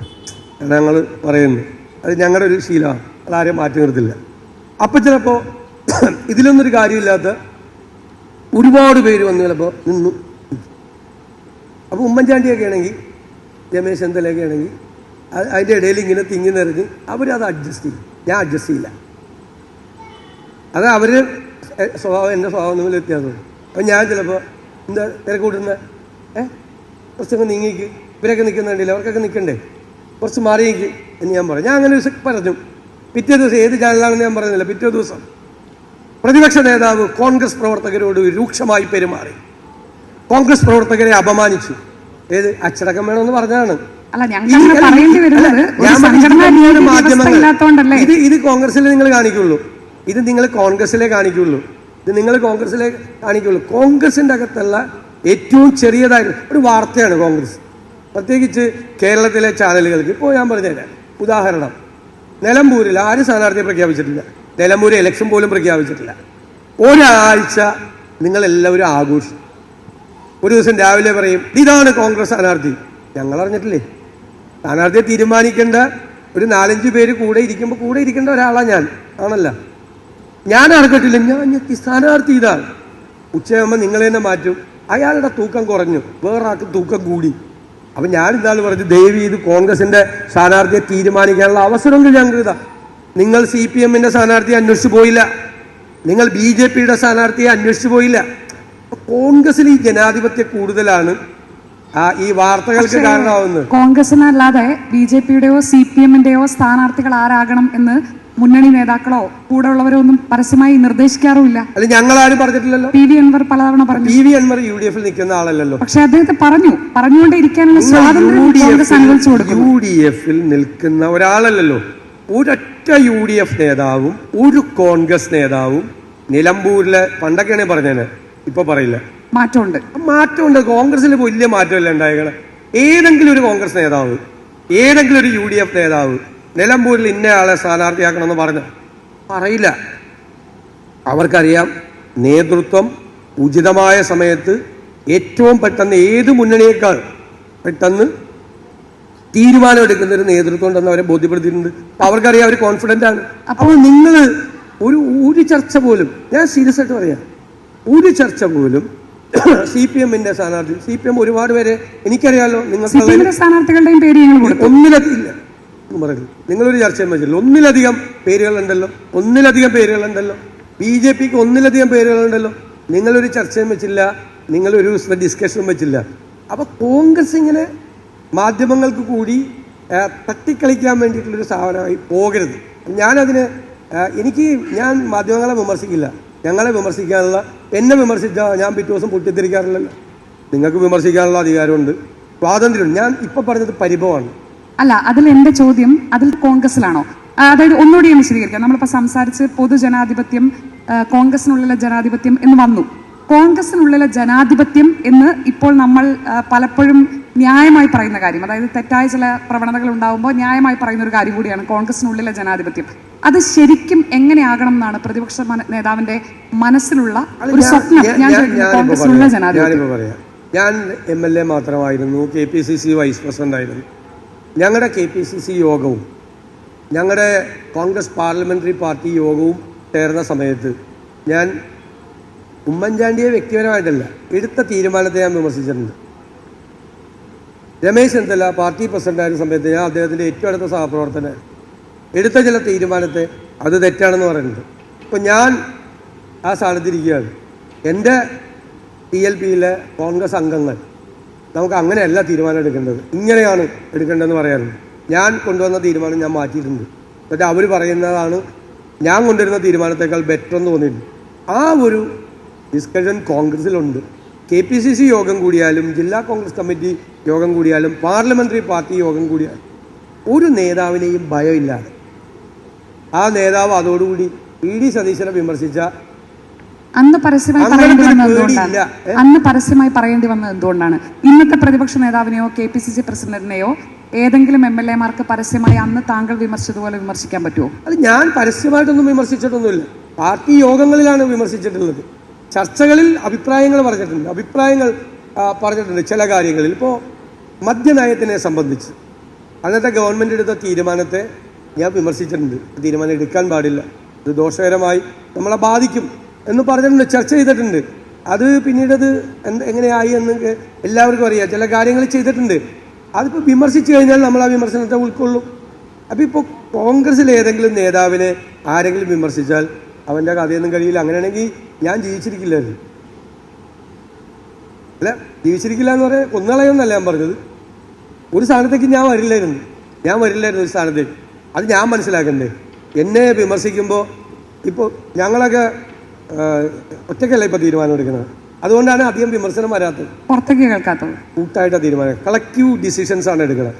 ഒരു തീരുമാനം നമ്മൾ ആയിരിക്കും ചിലപ്പോൾ അതിൻ്റെ ഡ്രാഫ്റ്റ് തയ്യാറാക്കുന്നത്. ആ ഡ്രാഫ്റ്റ് നമ്മൾ എല്ലാവരുമായിട്ട് ഡിസ്കസ് ചെയ്യും. ചിലപ്പോൾ ഒരുമിച്ചിരിക്കും, അല്ലെങ്കിൽ ഫോണിൽ സംസാരിക്കും, അല്ലെങ്കിൽ ഞങ്ങൾ പെട്ടെന്ന് ഗൂഗിൾ മീറ്റിംഗ് നടത്തും. അപ്പോൾ ഒരാൾ പെട്ടെന്ന് അതിൻ്റെ ഒരു മറുവശം പറയും, അത് ശരിയാവില്ല, അതിന് ഇന്ന കുഴപ്പമെന്ന് പറയും. അപ്പം അത് കറക്റ്റ് ചെയ്യും. എന്നിട്ട് അതാണ് ജനാധിപത്യം. ആ കൂട്ടായ തീരുമാനത്തിൻ്റെ ഔട്ട്കമാണ് ഞങ്ങളിപ്പോൾ ചെയ്യുന്നത്. പ്രത്യേകിച്ച് കഴിഞ്ഞ ഒരു 2-3 മാസമായിട്ട് ഞങ്ങൾ ആ കാര്യത്തിൽ വളരെ ശ്രദ്ധ ചെലുത്തുന്നുണ്ട്. വളരെ ശ്രദ്ധ. നിങ്ങൾക്ക് ഞാൻ ഒരിക്കലും കാണാത്ത തരത്തിലുള്ള ഒരു ജനാധിപത്യ പ്രക്രിയയും ആ ജനാധിപത്യ പ്രക്രിയയിലൂടെയുള്ള തീരുമാനവും ആ തീരുമാനം ഒരുമിച്ച് നിന്ന് നടപ്പാക്കുന്നതിൻ്റെ മഹാത്ഭുതവും കേരളത്തിലെ കോൺഗ്രസിൽ സംഭവിക്കും ഇനി വരാനിരിക്കുന്ന ഒരു വർഷം. താങ്കളുടെ സ്വപ്നത്തിലുള്ള കോൺഗ്രസിലേക്ക് എത്ര ദൂരം ഉണ്ടാവും? അല്ല, അത് അടുത്തുകൊണ്ടിരിക്കുകയാണ്. കാരണം കളക്റ്റീവ് ലീഡർഷിപ്പാണ് കോൺഗ്രസ് വേണ്ടത്. എല്ലാ പാർട്ടികൾക്കും, എല്ലാ രാഷ്ട്രീയ പ്രസ്ഥാനങ്ങൾക്കും, ഭരണകൂടങ്ങൾക്കും കളക്റ്റീവ് ലീഡർഷിപ്പാണ് വേണ്ടത്. നമ്മൾ എപ്പോഴും, എനിക്ക് പണ്ടൊരു സ്വഭാവം ഉണ്ടായിരുന്നു, വളരെ പണ്ടാണ്. ഞാൻ രാവിലെ ഒരു ഇരുമ്പൊലൊക്കെ ആയിട്ടാണ് വീട്ടിൽ നിന്ന് ഇറങ്ങിയിരുന്നത്. കാരണം എൻ്റെ അഭിപ്രായം ഒരു മാറ്റവും വരില്ലായിരുന്നു. ഇപ്പം ഞാൻ ഇരുമ്പൊലൊക്കെ ആയിട്ട് ഇറങ്ങാറില്ല. കാരണം എനിക്കറിയാം എൻ്റെ ഈ തീരുമാനത്തിൽ ഒരുപാട് ഡിഫക്ട്സ് വേറെ ആംഗിളിൽ നിന്ന് ഒരാൾക്ക് ചൂണ്ടിക്കാണിച്ചു തരാൻ പറ്റും. ആ കറക്ഷന് കൂടി പല ആംഗിളുകളിൽ നിന്നാണ് ഒരു 5 പേര് ഇരിക്കുന്ന ഒരു ചർച്ചയുടെ ഞാനിപ്പോൾ അത് ആസ്വദിക്കാറുണ്ട്. ഞാൻ എന്നിട്ട് അവരെ അപ്രീഷിയേറ്റ് ചെയ്യാറുണ്ട്.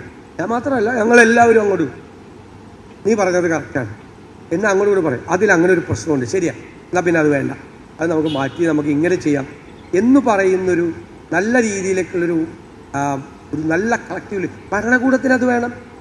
ഭരണകൂടത്തിൽ ഗവൺമെൻറ് വേണ്ട. ഗവൺമെൻറ് ഒറ്റയ്ക്ക് ഒരാളെടുക്കുന്ന തീരുമാനമാണ്. അല്ല ഏതെങ്കിലും വന്ന് ഉദ്യോഗസ്ഥൻ എഴുതി കൊണ്ടുവരുന്നതിൻ്റെ അടിയിൽ ഒപ്പുവയ്ക്കാൻ വേണ്ടിയിട്ടാണ് മന്ത്രിമാർ ആണോ?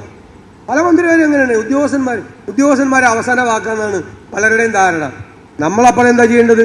ഒരു ഉദ്യോഗസ്ഥനൊരു തീരുമാനവുമായിട്ട് ഒരു ഭരണകർത്താവിൻ്റെ മുമ്പിൽ വരുമ്പോൾ നമ്മുടെ മനസ്സിൽ എന്താ വേണ്ടത്? നമ്മൾ വിഷ്വലൈസ് ചെയ്യണം.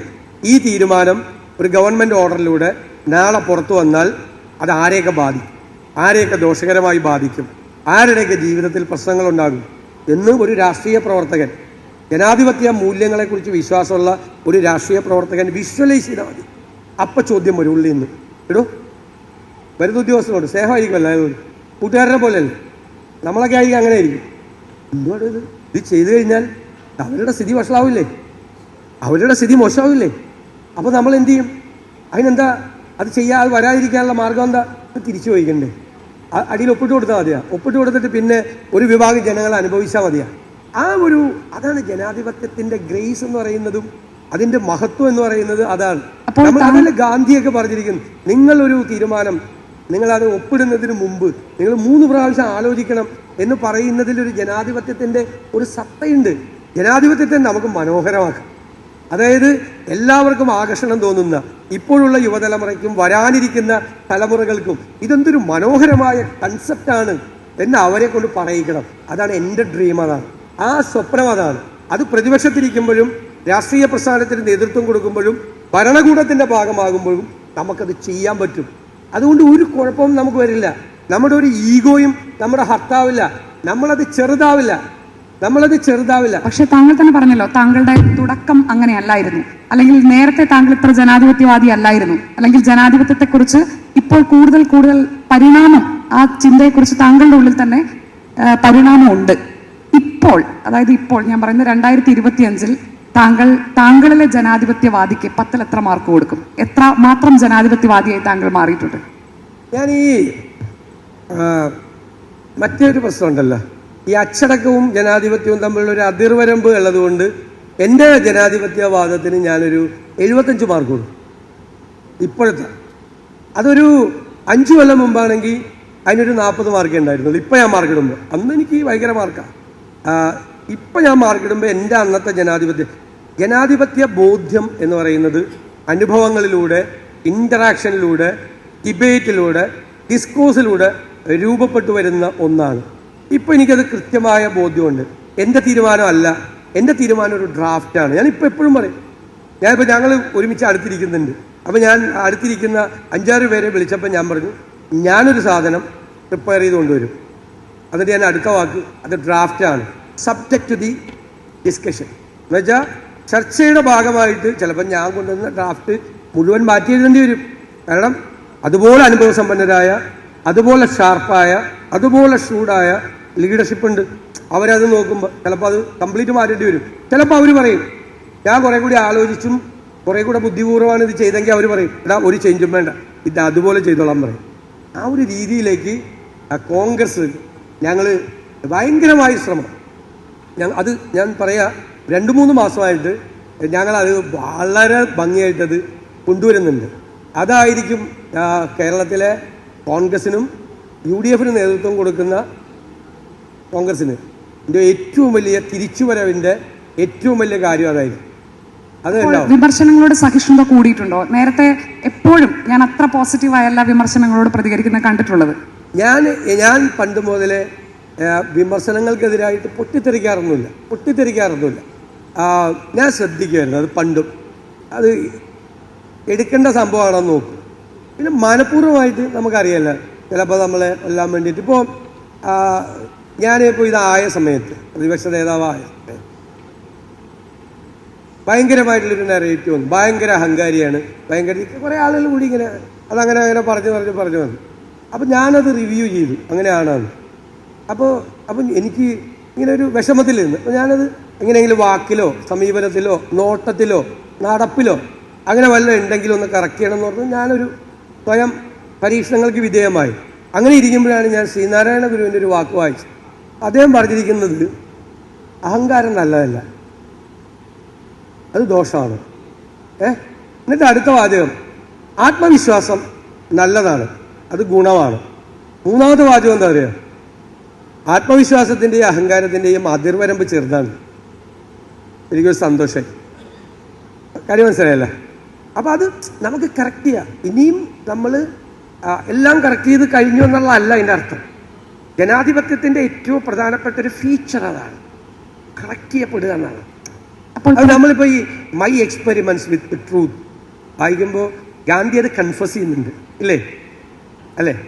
ഗാന്ധിയിലേക്കുള്ള എവല്യൂഷനിൽ ഒരു നമ്മുടെ മുമ്പിലുള്ള പാഠങ്ങളല്ലേ, ജനാധിപത്യത്തിൻ്റെ പാഠങ്ങളല്ലേ ഗാന്ധി, നെഹ്റു ഒക്കെ പറയുന്നത് പാഠങ്ങളാണ്. അപ്പം നമ്മൾ അവരുടെ ഓട്ടോബയോഗ്രഫി വായിക്കുമ്പോൾ, അവരെഴുതിയ പുസ്തകങ്ങൾ വായിക്കുമ്പോൾ, അവരുടെ പ്രസംഗങ്ങൾ, ഞാൻ ഭയങ്കര നെഹ്റുവിനാണ്. അപ്പോൾ നെഹ്റു നടത്തിയ പ്രസംഗങ്ങൾ,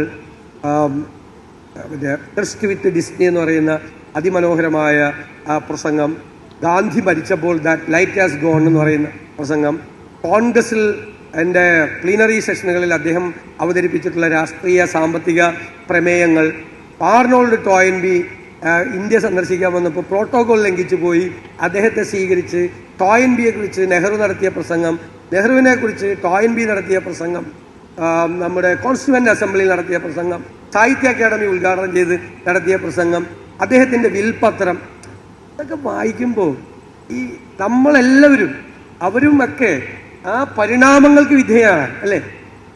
ആദ്യമേ അങ്ങനെയല്ലല്ലോ. ക്രൈസ്റ്റ് പോലും ഗലീലയുടെ തീരത്ത് നിന്ന് അദ്ദേഹം ഇൻട്രാക്ഷൻ ആരംഭിക്കുകയാണ് ജനങ്ങളുമായിട്ട്. ഇങ്ങനെ ആരംഭിച്ചാണ് അദ്ദേഹം തീരുമാനങ്ങളിലെത്തുന്നത്, അല്ലേ? ദൈ യുവർ കിങ്ഡം കം, നിന്റെ രാജ്യം വരയണമേ, സ്വർഗത്തെ പോലെ ഭൂമിയിലും ആകണമേ എന്നുള്ള കൺക്ലൂഷനിലേക്ക് ക്രൈസ്റ്റ് എത്തുന്നത്. ഒരു ജനാധിപത്യം ഉണ്ട് അതിൻ്റെ അകത്ത്, ഒരു ഇൻട്രാക്ഷൻ ഉണ്ട്. ആളുകളുടെ ചോദ്യങ്ങൾ കേട്ട്, അവരുടെ ആവലാതികൾ കേട്ട്, അവരുടെ സങ്കടങ്ങൾ കേട്ട്, അവരെ ആശ്വസിപ്പിച്ച്, അവരെ ചേർത്ത് പിടിപ്പിച്ച് അവർക്ക് വേണ്ടി എന്ത് ചെയ്യാൻ കഴിയും എന്ന് ആലോചിച്ചുള്ള ഒരു കൺക്ലൂഷനിലാണ് ക്രൈസ്റ്റ് പോകുന്നത്. അതിൻ്റെ ചുവട് പിടിച്ചാണ് ഈ ഗാന്ധിയും നെഹ്റുവും എല്ലാം യാത്ര ചെയ്തത്. അത് നമുക്കുള്ള ചില ബോധ്യങ്ങളാണ്, നമ്മൾ അതുപോലെ ആകണമെന്നല്ല. തീർച്ചയായും. പക്ഷെ ജനാധിപത്യത്തെ അത്ര മനോഹരമായി മനസ്സിലാക്കുന്നു എന്നത് തന്നെ വലിയ കാര്യമാണ്. അങ്ങനെ ജനാധിപത്യ ബോധത്തിൽ താങ്കൾക്ക് 75 മാർക്കും ഇനി മുന്നേറാനുള്ള സാധ്യതകളും മനസ്സിലാക്കുന്നുണ്ട്. കേരളത്തിലെ മുഖ്യമന്ത്രിക്ക്, ഞാൻ പ്രതിപക്ഷ നേതാവിനോടാണല്ലോ സംസാരിക്കുന്നത്, കേരളത്തിലെ മുഖ്യമന്ത്രിക്ക് ജനാധിപത്യ ബോധത്തിന്റെ കാര്യത്തിൽ എത്ര മാർക്ക് കൊടുക്കും? അദ്ദേഹത്തിന് ഒന്നാം പിണറായി സർക്കാരിൻ്റെ കാലത്തൊരു 50 മാർക്ക് ഉണ്ടായിരുന്നു. ഇപ്പോൾ രണ്ടാം പിണറായി സർക്കാരിൻ്റെ കാലത്ത് ഞാനൊരു 30 മാർക്ക് കൊടുക്കും. തീരെ കുറഞ്ഞു. കേന്ദ്ര സർക്കാരിലോ? പ്രധാനമന്ത്രി നരേന്ദ്രമോദി കേന്ദ്ര സർക്കാരിന് ഒരു 20 മാർക്ക് പോലും കൊടുക്കാൻ പറ്റില്ല. കാരണം അവർക്ക് ഒട്ടില്ല. പിന്നെ പേടി, ജനങ്ങളെ കുറച്ച് പേടിയുള്ളത് കൊണ്ട് ഒരു 20% ഷോ ആണ്. 20% ഷോ ആണ്, മനസ്സിലായില്ലേ? കാണിക്കുന്നത് വെറുതെയാണ്. ആ 20% പോലും ഇല്ല. അത് ഞാൻ എപ്പോഴും എൻ്റെ ഒരു തിയറി ഉണ്ട്, 20-ാം നൂറ്റാണ്ടിൻ്റെ ആദ്യ പകുതിയിൽ ലോകത്ത് നടന്ന കാര്യങ്ങൾ 21-ാം നൂറ്റാണ്ടിൻ്റെ ആദ്യ പകുതിയിൽ ആവർത്തിക്കപ്പെടുന്നു. വേറെ ഫോർമാറ്റിലാണ്. അതിന് ഞാൻ തമാശയായിട്ട് പറയുന്നത്, അന്ന് ഹിറ്റ്ലർക്ക് വേണ്ടി ഗീബൽസ് ഉണ്ടായിരുന്നെങ്കിൽ ഇപ്പോഴത്തെ ഏകാധിപതികളായ ഭരണാധികാരികൾക്ക് വേണ്ടി ഗീബൽസിൻ്റെ സ്ഥാനത്ത് നിന്ന് പ്രവർത്തിക്കുന്നവർ PR ഏജൻസികളാണ്. PR ഏജൻസികളാണ് ഇവരെ ക്രിയേറ്റ് ചെയ്യുന്നത്. PR ഏജൻസികളാണ് ഇവർക്ക് പറഞ്ഞു കൊടുക്കുന്നത്. PR ഏജൻസികൾ പറയുന്ന അനുസരിച്ചിട്ടാണ് ഇവർ ചെയ്യുന്നതും ഇവരെ മാർക്കറ്റ് ചെയ്യുന്നതും. ഇപ്പോൾ PR ഏജൻസികൾ മാർക്കറ്റ് ചെയ്യുന്നു. ഇവർക്ക് ഹിറ്റ്ലറിൻ്റെ പോലും സ്റ്റാലിൻ്റെ പോലും ജനാധിപത്യ ബോധമില്ല, മനസ്സിലായില്ലേ? ഇപ്പോൾ ലോകത്തെ എല്ലായിടത്തും തന്നെയാണ്. ഇപ്പോൾ വ്ളാഡിമിർ പുടിൻ്റെ പ്രതിപക്ഷ നേതാവിനെ അലക്സി നവാൽനിയെ, ഞാൻ അദ്ദേഹത്തിൻ്റെ ഓട്ടോബയോഗ്രഫി ഇപ്പോൾ അടുത്ത് വായിച്ചുള്ളൂ. അദ്ദേഹത്തെ വിഷം കൊടുത്താണ് കൊന്നത്. ജയിലിലിട്ട് പ്രതിപക്ഷ നേതാവിനെ ടോർച്ചർ ചെയ്ത് ജയിലിലിട്ടാണ് കൊന്നത്. ഇന്ത്യയിൽ അത് പറ്റാത്തതുകൊണ്ടാണ്. അല്ലെങ്കിൽ രാഹുൽ ഗാന്ധിയെ പിടിച്ച് ജയിലിലിട്ട് വിഷം കൊടുത്ത് കൊന്നേനെ. ആഗ്രഹമുണ്ട്. ഇന്ത്യയുടെ ഒരു ജനാധിപത്യ പശ്ചാത്തലം റഷ്യയുടെ പശ്ചാത്തലമല്ല, സ്റ്റാലിൻ്റെ പശ്ചാത്തലമല്ല, ഇന്ത്യയുടെ പശ്ചാത്തലം. അതുകൊണ്ട് പറ്റാത്തതുകൊണ്ടാണ്. പറ്റുമായിരുന്നെങ്കിൽ ചെയ്തേനെ. അതുകൊണ്ട് ഞാൻ ഒരു ദാക്ഷിണ്യവും ഇല്ലാതെ, ഒരു മനസാക്ഷി പോലും ഇല്ല, കണിക പോലും ഇല്ലാതെ ഞാൻ പറയും, ഒരു ജനാധിപത്യ ബോധവും ഈ ദേശീയ സർക്കാരിനില്ല. കേരളത്തിലത് ഉണ്ടായതുകൊണ്ടല്ല ഞാൻ 30 കൊടുത്തത്. കേരളത്തിൽ അവർക്ക് നിവർത്തിയില്ലാത്തതുകൊണ്ടാണ് ഈ 30 കാണിക്കുന്നത്. ഇല്ലെങ്കിൽ അവരുമൊക്കെ ഇപ്പോഴും സ്റ്റാലിനെ വെച്ച് ആരാധിക്കുന്നതല്ല. ലക്ഷക്കണക്കിന് മനുഷ്യരെ കൊന്നൊടുക്കിയ, പ്രതിപക്ഷ നേതാക്കന്മാരെ സൈബീരിയൻ തടവറകളിലാക്കി പീഡിപ്പിച്ചു കൊന്ന, നാട് കടത്തിയ, ഗുലാഗുകളിൽ മനുഷ്യരെ കൊന്ന സ്റ്റാലിൻ്റെ പടം ഓഫീസിലും വീട്ടിലും വെച്ച് ആരാധിക്കുന്ന ആളുകളല്ല ഇവർക്ക് അതിൽ കൂടുതൽ എങ്ങനെ പറ്റുന്നത്? സ്വന്തം സഹപ്രവർത്തകരെ, പോളിറ്റ് ബ്യൂറോയിലെ അംഗങ്ങളെ, സുപ്രീം സോവിയറ്റിലെ അംഗങ്ങളെ എതിർത്തവരെ കൊന്നില്ലേ? അപ്പോൾ ആ ഒരു, ഞാൻ ഈ ഗാന്ധിയുടെയും നെഹ്റുവിൻ്റെയും ലെഗസി പറയുമ്പോൾ എത്ര അഭിമാനത്തോടു കൂടിയാണ് ഞാനിവിടെ എന്ന് പറഞ്ഞത്. എൻ്റെ രോമകൂപങ്ങൾ എഴുന്നേറ്റ് നിന്നുകൊണ്ടാണ് ഞാൻ എൻ്റെ ഗാന്ധിയെക്കുറിച്ചും എൻ്റെ നെഹ്റുവിനെ-കുറിച്ചും എൻ്റെ കോൺഗ്രസിനെ കുറിച്ചും ഞാൻ പറഞ്ഞത്. അവർക്ക് അത് പറയാൻ പറ്റുമോ? അവർക്ക് സ്റ്റാലിനെ പറ്റി പറയുമ്പോഴാണ് അവരുടെ ലെഗസി എന്താണ്? പക്ഷേ താങ്കൾക്ക് അക്കൂട്ടത്തിൽ ഇന്ദിരാഗാന്ധിയുടെ പേര് പറയാൻ പറ്റുമോ? അല്ല, ഇന്ദിരാഗാന്ധിയുടെ ഒരു സമയത്തെ ഒരു എക്സസിനെ കുറിച്ചാണ്. ഇന്ദിരാഗാന്ധി എല്ലാ കാലത്തും അല്ല, ഒരു 1.5 കൊല്ലക്കാലത്തെ അടിയന്തരാവസ്ഥ കാലഘട്ടത്തെക്കുറിച്ച് മാത്രമാണ് ചർച്ച. ഇന്ദിരാഗാന്ധി എല്ലാ കാലത്തും ഏകാധിപതിയോ ഇക്കാര്യോ അങ്ങനത്തെ ഒരാളല്ലായിരുന്നു. അന്നത്തെ പ്രത്യേക സാഹചര്യത്തിൽ ഭരണഘടനയുടെ ഒരു വകുപ്പ് യോഗിച്ച് എമർജൻസി കൊണ്ടുവന്ന് ചെയ്തു. എക്സസ് ചെയ്തിട്ടുണ്ടാവും, ചർച്ച ചെയ്യുമ്പോൾ എക്സസ് ചെയ്തിട്ടുണ്ടാവും. ഞാനതിന് ഒരു 7ാം ക്ലാസ്സിൽ, 5ാം ക്ലാസ്സിൽ, 6ാം ക്ലാസ്സിൽ, 7ാം ക്ലാസ്സിൽ ഒറ്റ പഠിക്കുമ്പോഴാണ് എനിക്കന്ന് ഇഷ്ടമായിരുന്നില്ല. അത് എൻ്റെ അന്നത്തെ ജനാധിപത്യ ബോധം എന്ന് പറഞ്ഞാൽ അത് ഉണ്ടായിരുന്നു. അതപ്പോൾ അതാ ഒരു പാരമ്പര്യത്തിൽ നിന്നുള്ള, ഒരു പൈതൃകത്തിൽ നിന്നുള്ള ഒരു ചെറിയ ഡീവിയേഷൻ ഉണ്ടായി. ഞാനത് സമ്മതിക്കും. ചരിത്രത്തിൽ ഇന്ത്യൻ രാഷ്ട്രീയ ചരിത്രത്തിൽ താങ്കൾ ഏറ്റവും ജനാധിപത്യ ബോധം പുലർത്തിയ നേതാവായി കാണുന്നത് ആരെയാണ്? ഏത് നേതാവിനെയാണ്? Pandit Jawaharlal Nehru, no doubt. ജവഹർലാൽ നെഹ്റുവിനെ പോലെ ഇപ്പോൾ കെ ഗോപാലൻ പ്രതിപക്ഷ നേതാവായിരിക്കുകയാണ്. അദ്ദേഹം സംസാരിക്കുമ്പോൾ അദ്ദേഹം ഭയങ്കര ഫ്ലുവൻ്റ് ഇംഗ്ലീഷൊന്നുമല്ല അദ്ദേഹം സംസാരിക്കും. അപ്പോൾ അന്നൊക്കെ ഈ രാജാക്കന്മാരുടെ കുടുംബങ്ങളിൽ നിന്നൊക്കെ വന്നിരിക്കുന്നവരൊക്കെ എംപിമാർ, അവരൊക്കെ അവിടെ ഇരുന്ന് പരിഹസിച്ച്, അവരൊക്കെ വിദേശത്ത് പോയി പഠിച്ചിട്ട് വന്നു. അപ്പോൾ നെഹ്റു പറഞ്ഞൊരു മറുപടി ഉണ്ട്. അദ്ദേഹം പറയുന്നത് സാധാരണക്കാരുടെ ഭാഷയാണ് സംസാരിക്കുന്നത്. അത് അദ്ദേഹം കമ്മ്യൂണിക്കേറ്റ് ചെയ്യാണ് ഇന്ത്യൻ പാർലമെൻറ്റിൽ വന്ന്. എനിക്കത് മനസ്സിലാകുന്നുണ്ട്, നിങ്ങൾക്കത് മനസ്സിലാകാത്തത് നിങ്ങളുടെ കുഴപ്പമാണ്. നിങ്ങൾക്ക് സാധാരണക്കാരൻ്റെ ഭാഷ മനസ്സിലാകാത്ത എന്ന് പറഞ്ഞാൽ പ്രതിപക്ഷ നേതാവിനെ പ്രൊട്ടക്റ്റ് ചെയ്ത് ചേർത്ത് പിടിച്ച ആളാണ്. എന്നിട്ട് ശങ്കറിനോട് ചോദിച്ചല്ലോ, എന്താണ് മിസ്റ്റർ ശങ്കർ നിങ്ങൾ എന്നെക്കുറിച്ച് കാർട്ടൂണൊന്നും വരയ്ക്കാത്തത്, നിങ്ങൾ എന്തുകൊണ്ടാണ് എന്നെ വിമർശിക്കാത്തത് എന്ന് കാർട്ടൂണിസ്റ്റ് ശങ്കറിനോട് ചോദിച്ച ഒരു നെഹ്റു ഉണ്ടല്ലോ അല്ലേ? എന്നിട്ട് ഫിറോസ് ഗാന്ധി ടി കൃഷ്ണമാചാരിക്കെതിരായിട്ട് അഴിമതി ആരോപണം ഉന്നയിക്കുമ്പോൾ പാർലമെൻറ്റിൻ്റെ മുകളിലേക്ക് നോക്കിയിരുന്ന് നിറകണ്ണുകളുമായി സ്വതന്ത്ര ഇന്ത്യയിലെ ആദ്യത്തെ അഴിമതി ആരോപണത്തെ കേട്ടിരുന്ന ഒരു പ്രധാനമന്ത്രി ഉണ്ടായിരുന്നു. എത്ര വലിയ ബ്രോഡ് മൈൻഡഡ് ആയിരുന്നു. ഈ ലോകത്തിലെ മുഴുവൻ സിവിലൈസേഷനുകളെയും ലോകത്തെ പൈതൃകങ്ങളെയും ഐഡിയോളജികളെയും എല്ലാം കൈവെള്ളയിൽ ഒതുക്കിയിട്ടുള്ളതാണ്. പ്രധാനമന്ത്രി ആയിരിക്കുമ്പോഴാണ് വിഭജനത്തിൻ്റെ കാലത്ത് ജാമിയ മില്ലിയ യൂണിവേഴ്സിറ്റി കത്തിക്കാൻ ഒരു സംഘം പുറപ്പെട്ടിട്ടുണ്ടെന്ന് കേട്ടിട്ട് കേട്ട പാതി കേൾക്കാത്ത പാടി ജാമിയ മില്ലിയ യൂണിവേഴ്സിറ്റിയുടെ മുമ്പിൽ ചെന്ന് അതിൻ്റെ മുമ്പിൽ നിന്നു. കത്തിക്കാൻ വന്ന ആളുകൾ വിറച്ചുപോയി. അവരുടെ ഇന്ത്യയുടെ പ്രധാനമന്ത്രി ആക്രോശിച്ചുകൊണ്ട് അവരുടെ മുമ്പിലേക്ക് വരികയാണ്. പോലീസിൻ്റെയും പട്ടാളത്തിൻ്റെയും അകമ്പടിയില്ലാതെ ഒരു രാത്രി മുഴുവൻ ഒരു സർവകലാശാല മതേതരത്വത്തിനാണ്, ഇന്ത്യയുടെ സെക്യുലറിസത്തിനാണ് കാവലിരുന്ന ഒരു പ്രധാനമന്ത്രിയല്ലേ. അതാണ് ലെഗസി. ആ കസേരയിലേക്ക് ഇരുന്ന് ചില ആളുകൾ വർത്തമാനം പറയുമ്പോഴും ചില കാര്യങ്ങൾ ചെയ്യുമ്പോഴും പ്രതിപക്ഷത്തെ അവഹേളിക്കുമ്പോഴും നിന്ദിക്കുമ്പോഴും പ്രതിപക്ഷത്തിന് പറയാനുള്ള അവകാശം പോലുമില്ല എന്ന് വാദിക്കുമ്പോഴും ഒക്കെ ചെയ്യാണ്. ഇപ്പോൾ അംബേദ്കർ ഭയങ്കര വിമർശകനായിരുന്നു നെഹ്റുവിൻ്റെയും ഗാന്ധിയുടെ. ഞാൻ ഇന്നലെ ഒരു യോഗത്തിൽ പറഞ്ഞു, ഈ ഗാന്ധി നെഹ്റു എന്താ ചെയ്തത്? അവരുടെ നിത്യവിമർശകനായിരുന്ന അംബേദ്കറെ ആദ്യത്തെ മന്ത്രിസഭയിലെ നിയമമന്ത്രിയാക്കി. എന്നിട്ട് ഇന്ത്യയുടെ ഭരണഘടനയുടെ ഡ്രാഫ്റ്റിംഗ് കമ്മിറ്റിയുടെ ചെയർമാനായി പിന്നോക്ക ജനവിഭാഗത്തിൽപ്പെട്ട ഒരാളെ അതിൻ്റെ ചെയർമാനാക്കി. ഇപ്പോഴായിരുന്നെങ്കിൽ അംബേദ്കറുടെ വീട്ടിൽ ED പോയേനെ, അല്ലെ അദ്ദേഹത്തെ ജയിലിലാക്കിയേനെ അല്ലേ? അതല്ലേ കാലത്തിൻ്റെ മാറ്റം. നെഹ്റുവിൽ നിന്ന് മോഡിയിലേക്കുള്ള ഒരു മാറ്റം ഉണ്ട്. അതാണ് ജനാധിപത്യത്തിൻ്റെ തകർച്ച, കൂപ്പുകുത്തിയുള്ള ഒരു തകർച്ച. പക്ഷേ ഞാൻ പ്രത്യാശ ഉള്ളവനാണ്, ഹോപ്പ്ഫുള്ളാണ്. ജനാധിപത്യം എല്ലാ ചിറകുകളും വിടർത്തി ഉയർത്തെഴുന്നേൽക്കുക തന്നെ ചെയ്യും.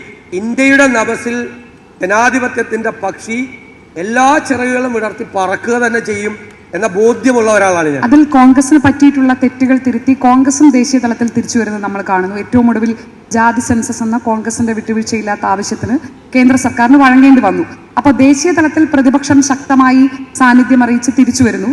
കേരളത്തിൽ അത് സംഭവിക്കുമോ എന്നതിനോടൊപ്പം ഞാൻ കൂട്ടിച്ചേർക്കുന്നത്, ഇപ്പോൾ പുതിയ KPCC അധ്യക്ഷൻ ഉടനെ ഉണ്ടാകും എന്ന് കേൾക്കുന്നു. താങ്കൾ നേരത്തെ പറഞ്ഞ ഇപ്പോഴത്തെ കെട്ടുറപ്പോടുകൂടിയുള്ള മുന്നോട്ട് പോക്ക് ഉണ്ടാകുന്ന തരത്തിലുള്ള ഒരു മാറ്റമാണോ KPCC നേതൃസ്ഥാനത്ത് ഉണ്ടാകാൻ പോകുന്നത്? അതിനെക്കുറിച്ച് അത്തരം ചർച്ചകളൊന്നും ഇപ്പോൾ നടക്കുന്നില്ല. അതൊക്കെ ചർച്ചകളൊക്കെ തീരുമാനമെടുക്കേണ്ടത് അഖിലേന്ത്യാ കോൺഗ്രസ് കമ്മിറ്റിയാണ്. മാറ്റം ഉണ്ടായാലും മാറ്റം ഉണ്ടായില്ലെങ്കിലും ഞങ്ങൾ കേരളത്തിലെ കോൺഗ്രസിൻ്റെ നേതൃത്വം ചരിത്രത്തിൽ ഇതുവരെ ഇല്ലാത്ത തരത്തിൽ UDF ഒരു അപസ്വരം പോലും, ആരും അത് പറയില്ല, നെഗറ്റീവ് ഉണ്ടെങ്കിലേ പറയുള്ളൂ, ഒരു അപസ്വരം പോലും UDFിലില്ല. നാലുമല്ലോ ശ്രദ്ധിക്കണ്ട നിങ്ങൾ, ഒരു അപസ്വരം, ഒരു പഞ്ചായത്തിൽ പോലും ഒരു തർക്കമില്ല കേരളത്തിൽ. UDFിൽ ഒരു പഞ്ചായത്തിൽ പോലും ഒറ്റ പാർട്ടിയെ പോലെയാണ്. എന്നോട് മന്ത്രിമാരുൾപ്പെടെ ചോദിക്കാറുണ്ട്, നിങ്ങൾ 41 പേര് അസംബ്ലിയിൽ ഒറ്റ പാർട്ടിയിൽപ്പെട്ടവരെ പോലെയാണല്ലോ നിൽക്കുന്നതെന്ന്. അതേപോലെ നിൽക്കുന്നത്. കോൺഗ്രസ്സിൽ ഒരാക്ഷേപം ഉണ്ടായിരുന്നു, അതില്ല എന്ന്. അത് ഞങ്ങൾ ആ പ്രശ്നം പരിഹരിച്ചു. അപ്പം ഞങ്ങൾ സർവശക്തരായി ജനങ്ങളെ വിശ്വാസത്തിലെടുത്ത് ജനങ്ങളുടെ ആവശ്യങ്ങൾ കണ്ട് അവരുടെ പ്രശ്നങ്ങൾക്ക് പരിഹാരമുണ്ടാക്കും. ഞങ്ങൾ ഗവൺമെൻറ്റിനെ വിമർശിക്കുമ്പോൾ നിങ്ങൾ ഞങ്ങളോട് അടുത്ത ചോദ്യം ചോദിച്ചു, നിങ്ങളിപ്പോൾ സാമ്പത്തികമായി കേരളത്തെ തകർത്തു ഈ ഗവൺമെൻറ്, ഞങ്ങളുടെ അലിഗേഷനാണ്. നിങ്ങളുടെ അടുത്ത ചോദ്യം ഞങ്ങളോട് ചോദിച്ചോ, നിങ്ങൾ വന്നാൽ നിങ്ങൾ എന്ത് ചെയ്യും? ഞങ്ങൾക്ക് ഓൾട്ടർനേറ്റീവ് ഉണ്ട്. കേരളത്തിലെ ആരോഗ്യ സംവിധാനം തകർന്നു എന്ന് ഞങ്ങൾ പറഞ്ഞാൽ ഞങ്ങൾക്ക് ആരോഗ്യ സംവിധാനത്തെ കേരളത്തിൽ മികവുറ്റതാക്കാൻ വേണ്ടിയിട്ടുള്ള ഓൾട്ടർനേറ്റീവ് ഞങ്ങൾക്കുണ്ട്. ഞങ്ങൾ എല്ലാ സബ്ജക്റ്റിലും ഞങ്ങൾ എന്താണ് ഈ ഗവൺമെൻറ്റിന് പറ്റിയത് എന്ന് ഞങ്ങൾ കൃത്യമായി പഠിക്കുകയും എങ്ങനെ തിരുത്താൻ പറ്റുകയും ചെയ്യും എന്നുള്ള ഓൾട്ടർനേറ്റീവായിട്ടാണ് ഞങ്ങൾ ജനങ്ങളെ കാണാൻ പോകുന്നത്. അപ്പോൾ കോൺഫിഡൻസ് ഉണ്ട്. പക്ഷേ അതിലേക്ക് എത്താൻ കോൺഗ്രസ് നേതാക്കൾക്കിടയിൽ താങ്കൾ പറഞ്ഞു പുറത്തൊരു പ്രശ്നമില്ല, UDF ശക്തമാണ്, പഞ്ചായത്തുകളിൽ പോലും ഇല്ല, ഒരു മത്സരവും ഇല്ല, തമ്മിൽ പ്രശ്നമില്ല എന്ന് പറഞ്ഞു. കോൺഗ്രസ് നേതൃത്വത്തിൽ നേതാക്കൾക്കിടയിലെ മത്സരം അവസാനിപ്പിക്കാൻ അതെല്ലാം നേരത്തെ ഉണ്ടായിരുന്ന കാര്യങ്ങളാണ്. ഞാൻ പറഞ്ഞല്ലോ, ഞാൻ സമ്മതിച്ചല്ലോ. ഒരു നെഗറ്റീവ് ഞങ്ങൾക്ക് ഉണ്ടായിരുന്നത് അങ്ങനെ നേതാക്കന്മാർ തമ്മിൽ ഒരു കിട മത്സരം നടക്കുന്നു, മുഖ്യമന്ത്രി സ്ഥാനത്തേക്ക് മത്സരം നടക്കുന്നു എന്നൊക്കെയുള്ള ഒരുപാട് വാർത്തകളുണ്ടായി. ഇപ്പം അതൊന്നുമില്ല. ഞാനാ പറയുന്നു, ഇപ്പം അതൊന്നുമില്ല. ഒരു മാസം കൂടി കഴിയും. ഇതിപ്പോൾ ഞങ്ങൾക്കൊരു ഉത്തരവാദിത്വം കൂടിയുണ്ട്. ടീച്ചറിൻ്റെ ഭാര്യ പരിശുദ്ധയായ മാത്രം പോലെ പബ്ലിക്കിനെ കൂടി ബോധ്യപ്പെടുത്തണം. ഞങ്ങൾക്ക് ഒരു ജനസമൂഹത്തെ കൂടി അത് ബോധ്യപ്പെടുത്തേണ്ട ഉത്തരവാദിത്വമുണ്ട്. ഞാൻ പ്രതീക്ഷിക്കുന്നത് ഒരു മാസം കഴിയുമ്പോൾ ഷാനി തന്നെ എന്നെ ഫോണിൽ വിളിച്ച് അന്ന് നമ്മൾ ഹോർത്തൂസിൻ്റെ വേദിയിൽ പറഞ്ഞത് 100% കറക്റ്റായിരുന്നു എന്ന് ഷാനിയെ കൊണ്ട് പറയിപ്പിക്കണമെന്നാണ് എൻ്റെ ആഗ്രഹം.